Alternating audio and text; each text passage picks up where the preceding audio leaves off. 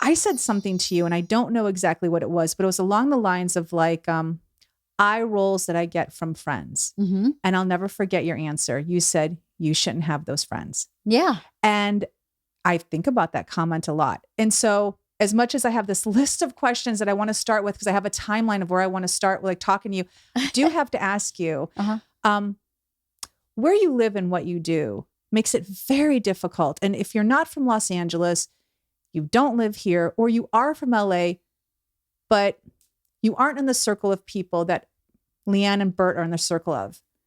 How do you stay authentic to yourself? Because this is one of my questions, but it's way down on the list. How do you find positive people that are just really, truly happy for you, Leanne? Like, honestly, like aren't friends with you because of what you have, what you do, but really, truly like want your best interest. It seems hard in this circle you're in. I think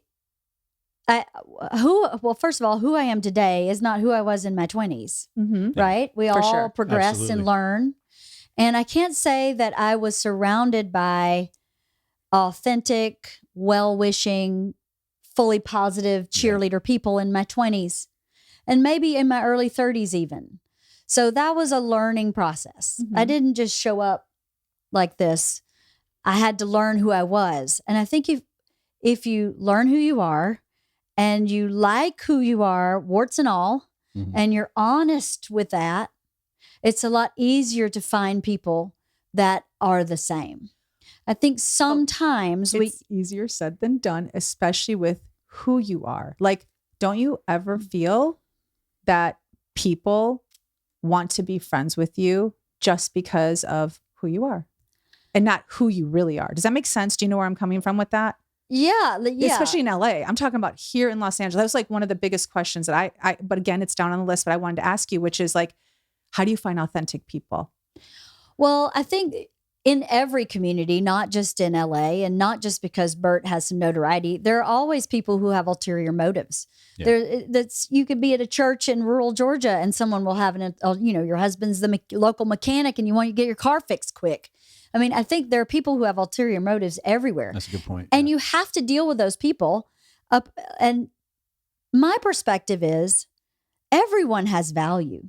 Even if they want something from me that's maybe not very deep, they still have some value. So to meet that person with respect and compassion and kindness is kind of the only way to do it. For me, obviously, if someone's a complete jerk and is treating me badly, that's a different thing. But I mean, if I sniff out that someone's here for the wrong reason, I'm not unkind. I don't cut them out. I just don't include them in the things that are important to me and to my core. Right. One of the ways I found, I have this ladies ornament exchange luncheon that I've been doing for 19 years. I did it this past weekend. And when I was pregnant with Georgia, I had two friends who had two very small babies. And I went, and I just stopped seeing them because when you have small kids, unless you're like next door, you don't see each other. Yeah. So I went, okay, I see where this is going. I'm going to make sure I keep this group of people together in some capacity starting now. So we all know who we are. We're all in the beginning of this journey and we're just going to stay together. And I keep adding people to that group, but they're only authentic people. They're only people that I have a real connection with, who have a connection with me. And I think setting something like that in place, for me anyway, was really important. So I know who my real authentic group is. And as I gather more people as time goes on, and some people fade away as time goes on. And I have no judgment on any of that. A lack of judgment, I think, is something that I've really grown into, is to not judge somebody for wanting to be a friend for ulterior motives. To not think they're a bad person for wanting that. Just think that they're limited. And that maybe I have something they want. And isn't that a compliment? That's a compliment. Oh, gosh. Okay. I cannot believe you're saying that because no, I do not think that's a compliment. You don't think it's a compliment? I actually do not. I think it's a user type of person. Oh, but you only get used if you allow yourself to get used. Oh, okay. I mean, that's my experience of life. That is a great way to put it. But I just see I look at you and I just see like, oh, I'm sure that people see you as an opportunity in LA. I know we talk like, yes, you're right. A mechanic in Georgia, but like,